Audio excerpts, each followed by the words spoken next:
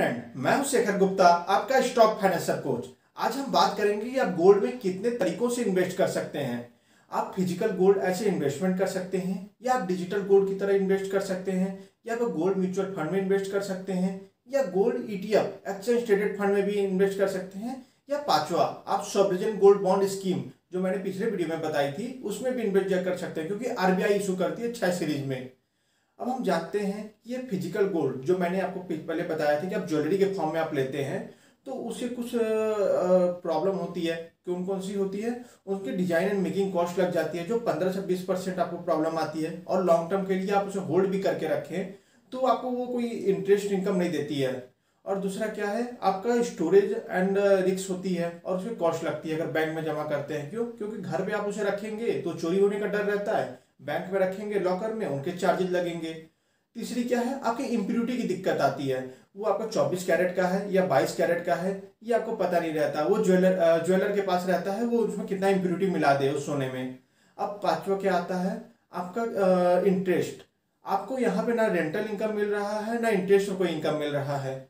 अब इस सब सारे प्रॉब्लम को एक तरीके से सॉल्व किया जा सकता है। उसे कुछ अल्टरनेटिव है जो मैंने आपको बता दिए कि आप फिजिकल गोल्ड की तरह कर सकते हैं, या डिजिटल गोल्ड की तरह कर सकते हैं, या गोल्ड ईटीएफ में इन्वेस्ट कर सकते हैं, या गोल्ड म्यूचुअल फंड में कर सकते हैं, और पांचवा अपना सॉवरेन गोल्ड बॉन्ड में कर सकते हैं। इनके कुछ प्रोज एंड कॉन्सिक्वेंस हैं और ये यूज केस स्टडी से हम इनके बारे में जानेंगे। अब हम जानते हैं कि फिजिकल गोल्ड आप किस तरीके से यूज कर सकते हैं। फिजिकल गोल्ड ऐसे इन्वेस्टमेंट यूज करने के लिए आपको गोल्ड बुलियंस और गोल्ड कॉइन में इन्वेस्ट करना पड़ेगा। यहाँ पे ये बात नहीं चली कि आप ज्वेलरी में इन्वेस्ट करें, क्योंकि ये जो बुलियंस रहते हैं, जो आपके ब्रिक्स रहते हैं, अब कॉइन्स रहते हैं, जो बोलते हैं ना सोने का बिस्किट या सोने का बिस्किट, ये सब क्या रहते हैं, बेसिकली 24 कैरेट का होता है। आपको इसमें इम्प्योरिटी की कोई दिक्कत नहीं रहती है। और दूसरा आपको जो डिजाइन एंड मेकिंग कॉस्ट रहता है वो भी यहाँ पे 0 हो जाता है। पर इसमें आपका स्टोरेज और कॉस्ट यहाँ पे इंक्लूड रहता है, क्योंकि आप इसे घर पे रखेंगे वहाँ चोरी होने का दिक्कत है, या बैंक में रखेंगे इस सोने के बिस्किट को वहाँ पे दिक्कत है। तो इस प्रॉब्लम को सॉल्व करने के लिए एक नया अल्टरनेटिव आया, वो क्या है, gold coin, digital gold coin. वो कैसे आया, वो डिजिटल गोल्ड कॉइन कॉन्सेप्ट क्या है? बेसिकली आप चाहें तो भी डिजिटल गोल्ड कॉइन आप किसी भी ऐप के थ्रू खरीद सकते हैं, या फोन पे, Google Pay, Paytm, Kuvera, National Stock Exchange of India, या आप चाहे तो शेयर मार्केट से भी खरीद सकते हैं, नेशनल स्पॉट एक्सचेंज से थ्रू। ये डिजिटल गोल्ड मैंने आपको जो एक्सप्लेन किया, ये बेसिकली आप इसमें कितना इन्वेस्ट कर सकते हैं। मिनिमम इन्वेस्टमेंट आप 1 रुपए से स्टार्ट कर सकते हैं। उसके हिसाब से कितने वो जो कंपनी रहती है, कोई भी पेटीएम हो गया, फोन पे हो गया, वो जाकर अपना 50 केजी का मान लीजिए आप टोटल पूरा इकट्ठा कर लिया पैसा। अब वो जाकर ये 3 कंपनी के पास जाकर अपने पैसे इन्वेस्ट करती है। वो कौन कौन सी कंपनियां हैं? पहला है आपका एमएमटीसी पैम्प। ये कौन सी है? एमएमटीसी आपको गवर्नमेंट ऑर्गेनाइजेशन है, ये पैम्प आपकी स्विस कंपनी है, ये दोनों का जॉइंट वेंचर है। ये बेसिकली आपके पैसे इन्वेस्ट करते हैं गोल्ड के फॉर्म में। दूसरा क्या है आपका शेप गोल्ड, और तीसरा कौन सा है आपका ऑगमॉन। ये दोनों कंपनियां आपको गोल्ड रिफाइनिंग या माइनिंग कंपनियां हैं। अब हम जानते हैं कि आप जो इन्वेस्ट कर रहे हैं डिजिटल गोल्ड में, उसमें आपकी लिक्विडिटी बहुत हाई होती है, क्योंकि यहाँ पे आप कहते हैं कभी भी बाई और सेल कर सकते हैं। और अगर आपका एक पीरियड के बाद जब ये आपका मैच्योर हो जाए तो आप उसे डिलीवरी में भी चेंज करवा सकते हैं। मैक्सिमम आपको डिलीवरी के लिए 0.5 ग्राम से लेकर 1 ग्राम तक आपको मैक्सिमम खरीदना पड़ेगा। अब इनके स्टोरेज पीरियड के बारे में जान लेते हैं। बेसिकली इसे आप 5 से 7 साल के लिए स्टोर करके रख सकते हैं। आप उसे हाई के भी कर सकते हैं। अगर उससे 5 साल के बाद आपको उसे होल्ड करना है तो आपको उसे डिलीवरी में कन्वर्ट करवाना पड़ेगा। डिलीवरी में कन्वर्ट करवाने के लिए सबके अलग अलग चार्जेज हैं। अगर आप इनके स्टोरेज चार्जेस के बारे में जाने तो ये एमएमटीसी जो कंपनी है ये आपको कोई कितने चार्जेज नहीं लेती है बेसिकली। पर ये जो शेप गोल्ड की दूसरी कंपनी है, ये अगर आप 2 ग्राम से अधिक के अमाउंट 5 साल के बाद होल्ड करके रखते हैं तो इस पे आपको 0.05% का चार्ज लेती है 2 साल बाद। अब इस कंपनी ने कौन कौन सी कंपनी में आप इन्वेस्ट कर सकते हैं, किस तरीके से कर सकते हैं। बेसिकली आप पेटीएम या फोनपे से बाई कर सकते हैं तो 50,000 तक का इन्वेस्टमेंट कर सकते हैं। अगर उससे ऊपर आप इन्वेस्टमेंट करना चाहते हैं डिजिटल गोल्ड में तो आपको केवाईसी लगेगी। अगर आप चाहें तो नेशनल स्टॉक एक्सचेंज से भी आप कर सकते हैं। यहाँ पे कितना, वहाँ पे आपको बेसिकली केवाईसी करवानी पड़ेगी। मिनिमम इन्वेस्टमेंट वहाँ 100 रुपए से भी आप स्टार्ट कर सकते हैं। तीसरा पॉइंट देख लेते हैं, वो क्या है, gold ETF exchange traded fund. ये क्या होता है? ये बेसिकली म्यूचुअल फंड की तरह काम करता है। जिस तरीके से आप पब्लिक इंस्टीट्यूशन या कंपनी से पैसे लेकर उसे सिक्योरिटी में इन्वेस्ट कर देते हैं, यहाँ पे भी सेम चीज होता है। जैसे आप निफ्टी ईटीएफ, आप इसमें क्या कहते हैं, निफ्टी की जो 50 स्टॉक है उसमें उनके वेटेज के हिसाब से ये इन्वेस्ट कर देता है। या आप डेप्ट ईटीएफ ले लें, वो गवर्नमेंट की जितनी सिक्योरिटी है उनके हिसाब से वो इन्वेस्ट करता है। या आप कितने गोल्ड ईटीएफ आप जब लेते हैं तो वो गोल्ड के जितने इंडेक्स हैं उस इंडेक्स के हिसाब से उनके वेटेज के हिसाब से वहाँ पे इन्वेस्ट कर देगा। और या फिजिकली आप ये टोटल इन्वेस्ट कर देता है गोल्ड में, और कुछ पोर्शन ये आपके रिफाइनिंग या माइनिंग कंपनी जो मैंने बताया आपका सेफ गोल्ड, एमएमटीसी, ये कंपनी में भी इन्वेस्ट करता है। और कुछ पोर्शन ये जो अपने 0 to 10% ये आपके डेप्ट ईटीएफ में भी इन्वेस्ट करके रखता है, क्योंकि आपको मार्केट में लिक्विडिटी बना के रखना चाहिए, क्योंकि ये मेंटेन करना चाहिए आपके कुछ पोर्शन, क्योंकि आपको कभी कुछ कोरोना या कोई पेंडेमिक आ जाए तो आपके टोटल लॉस जीरो ना हो जाए। अब हम जान लेते हैं गोल्ड म्यूचुअल फंड के बारे में, जो हमारा चौथा पॉइंट है। बेसिकली आपको ईटीएफ में इन्वेस्ट करने के लिए आपको डीमेट अकाउंट चाहिए, पर आपके पास डीमेट अकाउंट नहीं है तो आप कैसे इन्वेस्ट करें? तो उसके लिए कॉन्सेप्ट होता है गोल्ड म्यूचुअल फंड का। आप इसमें बेसिकली क्या करते हैं, डिफरेंट ईटीएफ रहते हैं आपके गोल्ड के, उसमें इन्वेस्ट करता है। मतलब उसमें क्या था कि आप एक ही गोल्ड ईटीएफ में आप इन्वेस्ट कर रहे हैं, इसमें क्या है, डिफरेंट गोल्ड ईटीएफ में आप इन्वेस्ट कर रहे हैं। और इसके फायदे क्या है, ये बहुत कॉस्ट सेविंग रहता है आपको, इसे लॉन्ग टर्म के लिए बहुत इंपॉर्टेंट रहता है। अब हम जान लेते हैं अपना पांचवा पॉइंट, वो क्या है, सॉवरेन गोल्ड बॉन्ड स्कीम। इसके बारे में मैंने आपको पिछले वीडियो में भी बात की थी। ये बेसिकली आरबीआई इशू करती है 6 सीरीज के में। ये बहुत ही सिक्योर रहता है। ये 5 साल का जो आपका मैच्योरिटी पीरियड रहता है, आप उसके बाद आप सेल कर सकते हैं या होल्ड कर सकते हैं। अगर नहीं करना चाहें तो आप 5 साल के अंदर भी आप स्टॉक मार्केट पे इससे आप ट्रेड कर सकते हैं, अपना पैसा वहां से निकाल सकते हैं। और एक सिक्योरिटी गवर्नमेंट लेती है, तो इसके में आपको रिस्क फ्री रहता है ये। अब हमने इस पांचों के बारे में टोटल डिस्कस कर लिया है। अब इनके एडवांटेज क्या है, डिसएडवांटेज क्या है, इनके एक्सपेंस रेशियो क्या है, इनके डिटेल के में हम लोग एक्सप्लेन करेंगे। और कंपैरिजन देख लेते हैं ये पांचों के बारे में, ये किस तरीके से कॉस्ट एंड के रिटर्न के हिसाब से। अगर इनका कॉस्ट अधिक होगा तो इनका रिटर्न तो नीचे जाएगा ही, अगर इनका रिटर्न अधिक होगा तो इनका कॉस्ट ऊपर जाएगा।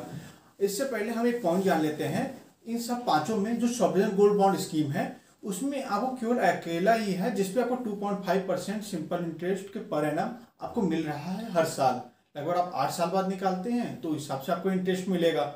अब हम इनके कंपैरिजन के हिसाब से देख लेते हैं ये किस तरीके से आपको टोटल रिटर्न प्रोवाइड कर रहे हैं। जिस तरीके से मैं देखूँ कि कॉस्ट के हिसाब से physical gold, digital gold, gold ETF and gold mutual fund and SGB sovereign gold fund, इसके बारे में हम कंपेयर करेंगे। पहले जीएसटी के हिसाब से देख लें तो फिजिकल में आपको 3% लग रहे हैं और डिजिटल में 3%, और सब आपके म्यूचुअल फंड, ईटीएफ और एसजीबी में आपको कोई टैक्स नहीं लग रहे हैं। अगर मैं कहते स्टोरेज एंड ट्रांजेक्शन चार्जेस देखूँ डिलीवरी के लिए तो आपको कहते हैं फिजिकल में एक भी नहीं लग रहे हैं, और आपका डिजिटल गोल्ड में 2 से 3% आपका लगता है और किसी में नहीं लगता है। अगर हम इसके एक्सपेंस रेशियो के बारे में जाने तो फिजिकल गोल्ड में नहीं है, आपका डिजिटल में नहीं है, गोल्ड ईटीएफ में आपको 0.5 से 1% लगता है क्योंकि वो फंड मैनेजर मैनेज करता है। और दूसरा गोल्ड म्यूचुअल फंड, इस पर आपको 0.5 से 1.5% आपका लग रहा है चार्जेस। और बेसिकली आप ईटीएफ में भी इन्वेस्ट कर रहे हैं तो उसका 0.5 से 1%, मतलब ओवरऑल आपको 2% आपको चार्जेस देने पड़ेंगे, और एसजीबी में आपका नहीं है। अगर मैं एग्जिट रोड देखूं तो किसी में एग्जिट रोड नहीं लगता है, केवल एक में लगता है गोल्ड ईटीएफ में, अगर कहते हैं आप समय से पहले बाहर निकल जा रहे हैं।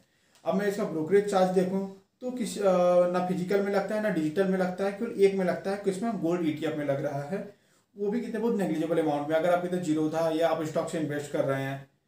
अगर मैं इनके कितने रिटर्न्स के बारे में देखूं तो मैं 8% का रिटर्न एक्सपेक्ट कर रहा हूं। 8 साल के हिसाब से 5 साल में आप एक्सपेक्ट करते हैं 40% का रिटर्न, तो सबका मैंने 40% का रिटर्न माना है। अब हिसाब से मैं एक एडिशनल चीज जोड़ देता हूं, मैंने आपको बताया जो सॉवरेन गोल्ड बॉन्ड स्कीम है उस पर 2.5% का आपको इंटरेस्ट मिल रहा है, तो इस हिसाब से मैं टोटल देखूंगा 2.5 इंटू 5 ईयर के हिसाब से 12.5% इंटरेस्ट आ रहा है। अब मैं इफेक्टिव रिटर्न देख लूँ सबके कितने हैं, तो आपके कितने हैं, फिजिकल गोल्ड के 37% आ रहे हैं, क्योंकि 40% में से 3% आपका जीएसटी माइनस हो जा रहा है। आपका कितने हैं डिजिटल गोल्ड का देखूं तो इसमें 40% में से आपका 3+2 जो आपका जीएसटी था, स्टोरेज था, तो 35% आ रहा है। अगर मैं गोल्ड ईटीएफ का देखूं तो ओवरऑल रिटर्न 35% आ रहा है, क्योंकि आपके कितने एक्सपेंस रेशियो में कट जा रहे हैं कुछ। अगर मैं कहते हैं गोल्ड म्यूचुअल फंड में देखूं तो ये 30% आ रहा है, क्योंकि यहाँ पे आपका कहते हैं म्यूचुअल फंड प्लस ईटीएफ दोनों में चार्जेस कट रहे हैं।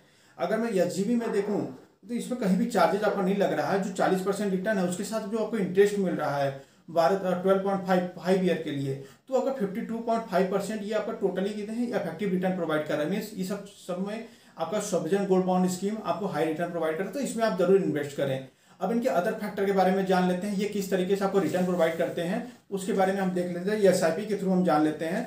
या फिजिकल में आपको एसआईपी नहीं करनी पड़ेगी, मंथली में एसआईपी होता है, मंथली में आप कुछ पैसे पे कर रहे हो हर मंथ, तो इस हिसाब से डिजिटल में आपको आप पे कर सकते हैं। गोल्ड म्यूचुअल फंड में ईटीएफ में नहीं है, गोल्ड म्यूचुअल फंड में आपका है, आप उसमें पे कर सकते हैं। एसजीबी में आपका नहीं है। लिक्विडिटी के हिसाब से जान लें तो फिजिकल गोल्ड बहुत लिक्विडिटी प्रोवाइड करता है, क्योंकि यहाँ पे कभी भी आप सेल और बाई कर सकते हैं। और डिजिटल में भी सेम चीज़ है, हाई लिक्विडिटी है। और कितने पर गोल्ड ईटीएफ में मॉडरेट है। अगर कितने लिक्विडिटी की म्यूचुअल फंड के बारे में बात करें, ये भी बहुत हाई है, आप यहाँ पे बाई और सेल कर सकते हैं। पर एसजीबी में ये मॉडरेट रहता है। मिनिमम इन्वेस्टमेंट कितना आपको करना चाहिए? बेसिकली आपको जो फिजिकल गोल्ड है उसे 0.5 से 1 ग्राम आपको लेना पड़ेगा। और डिजिटल गोल्ड के लिए 1 रुपये से आप इन्वेस्ट कर सकते हैं। अगर मैं मानूँ गोल्ड ईटीएफ में आपको 1 ग्राम का सोना लेना पड़ेगा। मान लीजिए अभी कितने 10 ग्राम का 45,000 चल रहा है, तो 4500 रुपये का आपको इन्वेस्ट करना पड़ेगा। और बेसिकली गोल्ड म्यूचुअल फंड के लिए आपको 500 से आप स्टार्ट कर सकते हैं। या जीबी में कितने 1 ग्राम आप ले सकते हैं। डिलीवरी में जान लूँ तो फिजिकल गोल्ड की डिलीवरी अवेलेबल है।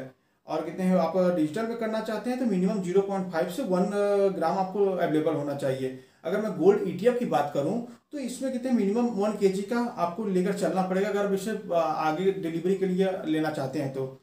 गोल्ड म्यूचुअल फंड में कोई डिलीवरी नहीं है ना, या जीबी में डिलीवरी है।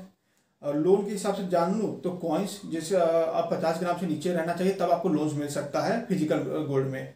अगर डिजिटल गोल्ड की बात करूँ तो इसमें आपको लोन नहीं मिलेगा। गोल्ड ईटीएफ के थ्रू आप लोन नहीं पा सकते हैं, गोल्ड म्यूचुअल फंड के थ्रू लोन नहीं पा सकते हैं। पर कितने हैं या जीबी के थ्रू आप इसे कोलेटरल रख के कितने लोन निकाल सकते हैं। अगर मैं किस तरीके से इसे बाई कर सकते हैं फिजिकल गोल्ड को, आप डीलर या बैंकर के थ्रू बाई कर सकते हैं। डिजिटल गोल्ड को आप पेटीएम, गूगल पे, फोन पे, कुबेरा या स्टॉक एक्सचेंज से बाई कर सकते हैं। अगर गोल्ड ईटीएफ को आप कहाँ से बाई कर सकते हैं, आप जीरोधा या आप स्टॉक यहाँ से बाई कर सकते हैं। गोल्ड म्यूचुअल फंड आप इतने जितने भी गोल्ड जीरोधा कॉइन्स हैं यहाँ से बाई कर सकते हैं। और यह जीबी आपको मैंने पहले बता चुका हूँ, वो कहाँ से आपको bank, post office, national Stock Exchange of India, stock holding corporation of India, यहाँ जाकर आप बाई कर सकते हैं। अब मैंने इतने चीज़ आपको कंपेयर कर दी। अब मिलते हैं नेक्स्ट वीडियो के लिए, तब के लिए इतना ही। धन्यवाद।